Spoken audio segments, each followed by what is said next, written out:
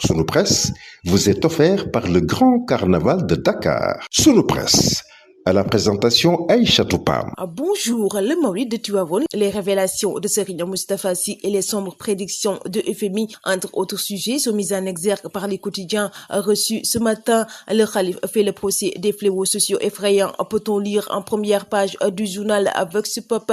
Il se propulse dangereusement selon Serigne Babacar Sy Mansour. La débauche est considérée comme une liberté, la violation des libertés, une civilisation et la diffusion de mauvaises mœurs comme une mode aux populations. Le Khalif rappelle la précédence du message du prophète. Le quotidien national Le Soleil s'intéresse à la visite du Premier ministre à Tivaouane et revient sur la formalisation des relations culte et État. Le Khalif appelle à la jeunesse de croire à ses valeurs. Le journal Enquête s'intéresse à la réception des clés de la grande mosquée de Tivaouane et titre à Tivaouane étreint son joyau. Le Premier ministre Ousmane Sonko a salué la transparence du projet mené par Serigne Mohamedou Mokhtar Cissé. Plus de 2000 Sénégalais ont été employés, contribuant au développement économique et local. Le journal Bës Bi Le Jour revient sur la relation Sonko-Serigne Moustapha Sy et met à ça une purulence. Serigne Moustapha Sy à Sonko, il se permet de nous ignorer. Je l'attends aux législatives, je l'ai sauvé de son lit d'hôpital. Et parlant du président de la République, Bassirou Diomaye Faye, Serigne Moustapha Sy estime qu'il est un homme bien. Le quotidien Les Échos abonde dans ce même siège et titre Serigne Moustapha Sy attaque Sonko et se positionne. Je ne cède pas au chantage, je parle à Sonko depuis qu'il est au pouvoir. Il fait comme s'il nous ignorait, rapporte le journal. Le journal rapporte toujours les propos de Serigne Moustapha Sy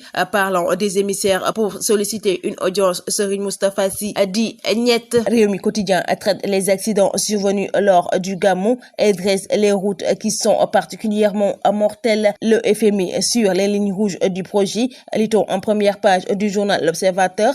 Parlant de la polémique économique et sociale, le journal revient sur les recommandations du FMI en phase avec les orientations de Diomaye et Sonko, la rationalisation des exonérations et l'amélioration de la collecte des recettes fiscales. Le journal Tribune abonde dans ce même siège et titre Le Sénégal va mal selon le FMI. L'inflation globale a ralenti pour atteindre la moyenne de 2,2%, un glissement annuel au premier semestre de l'année. Les autorités sont encouragées à mettre en œuvre des mesures fortes, notamment la rationalisation des exonérations fiscales. Le journal Le Quotidien revient sur les remboursements de la dette et met à sa une les comptes flambent et parle de 8125 milliards de francs CFA à rembourser dès l'année prochaine. Walf Quotidien s'intéresse aux élections législatives et titre Pastef snob ses alliés. Parrainage et caution aux législatives du 17 novembre 2024. Les 7 sages fixent les règles, renseigne le journal Sud Quotidien. L'Alliance pour la transparence des élections met en garde le nouveau régime.